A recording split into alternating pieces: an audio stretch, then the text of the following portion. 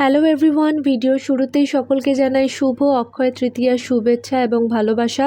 আজকে তো সকাল থেকে প্রচণ্ড বৃষ্টি, আর সেই বৃষ্টি মাথায় নিয়েই বেরিয়ে পড়লাম ছাতা নিয়ে, কারণ যেতে হবে অপূর্ব স্টুডিওতে পুজোর জন্য। ফুল, মালা, মিষ্টি, ধূপকাঠি, ঠাকুরের থালা বাসন, আরও যাবতীয় যা জিনিসপত্র লাগে সেগুলো সব আগে থেকেই কিনে রাখা ছিল।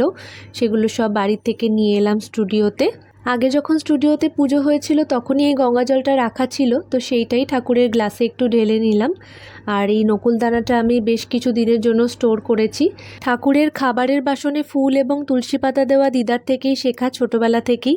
এই খাতাটা যখন স্টুডিওর প্রথম পুজো হয়েছিল তখন থেকেই রাখা, এবং এই লক্ষ্মী গণেশের মূর্তিও তখনকার পুজোর সময়কারই।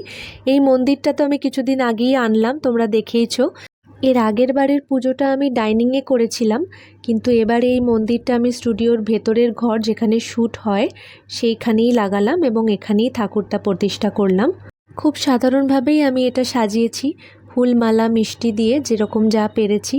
এবং এই মাটির প্রদীপটা আমি এনেছিলাম, এতে ঘি দিয়ে পলতে দিয়ে রাখলাম। আর এই রূপোর কয়েনটা আমরা এনগেজমেন্টে পেয়েছিলাম, তো এটাও ঠাকুরের কাছেই রেখে দিলাম। অপূর্ব কিছুটা লাইট, এটা ওটা যা ছিল সেগুলো দিয়ে একটু ডেকোরেশনের চেষ্টা করছিল। এই ধূপকাঠিটা না অনেকটা ওই হরিদ্বারে পাওয়া যে ধূপকাঠিগুলোর মতো, এগুলো এখানেও পাওয়া যায়, তবে হরিদ্বারে আমি প্রথম দেখেছিলাম। এটা মাম্পার কাছ থেকে আনা, ও আমাদের দিয়েছে। তারপর সুন্দর করে সাজিয়ে টাজিয়ে ঠাকুরের একটু আরতি করলাম, পুজো করলাম।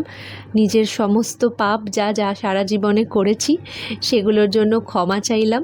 প্রভুর কাছে আমি এখন এটুকুনিই করতে পারি যে কিছু চাই না, এটা চাই, ওটা চাই, ওটা দাও, ওটা চাই, এগুলো আর করি না। শুধু এটুকুনিই বলি যে যা খারাপ কাজ করছি হয়তো অজান্তেই, সেগুলোর জন্য ক্ষমা করে দিও। আর আগামী দিনে যাতে সবাইকে নিয়ে সুস্থভাবে চলতে পারি সেই রাস্তাটা শুধু তুমি আমায় দেখিয়ে দাও।